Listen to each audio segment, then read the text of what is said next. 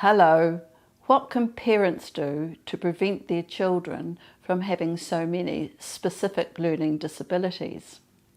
This is a tricky one because, to start with, most children with specific learning disabilities have parents or grandparents or uncles or aunts who have similar things, but not necessarily the same things.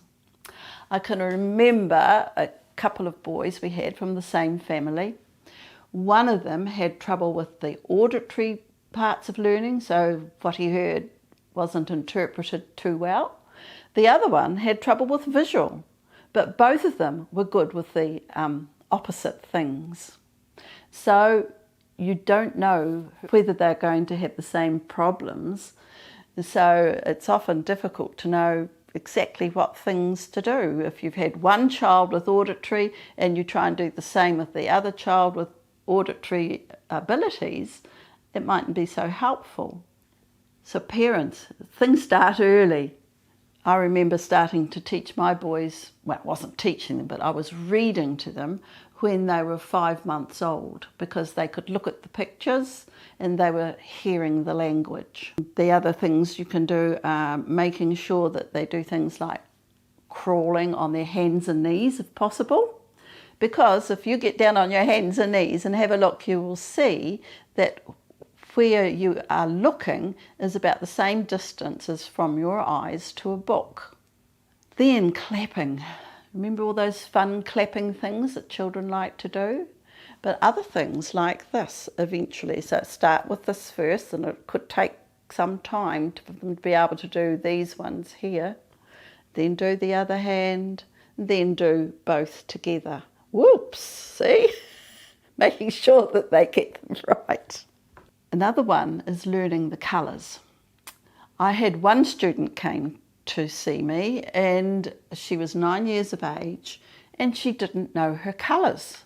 You can imagine what problems that caused her. So what did I do with that one? Well, I saved my washing up and we went and hung out the washing, so she would get me 2 yellow pegs, 3 blue pegs, 4 pink pegs, or whatever colours I had. So colourful pegs can be very handy. Now counting, as you'll notice, I was using the numbers with her because her counting wasn't very good either. And so we would do counting using colours as well. You know, give me 2 yellow pegs, or maybe just saying 2 pegs. But if they've got problems with colour, then you do the 2 things together eventually, colours and the numbers as well.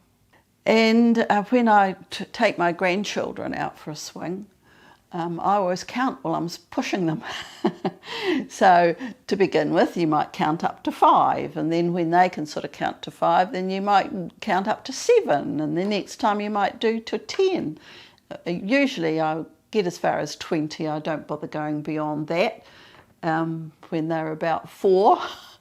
And then later I even start counting backwards, 10, 9, 8, doing that kind of thing, because that is something that means they have some more processing to do, and it's expanding their brain and making them think of things and being able to change them.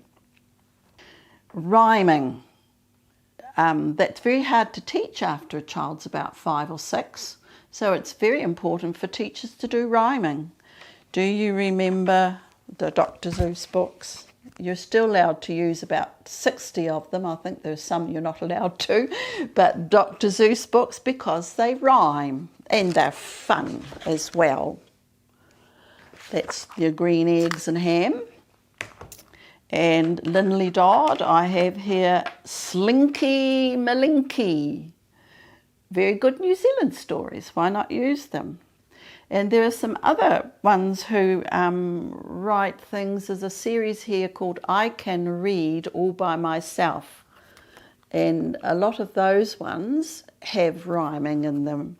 And this is, I wish that I had duck feet. Don't you ever come in here again with duck feet on. No, don't. So, I guess I can't have duck feet. I would like to, but I won't. that type of thing.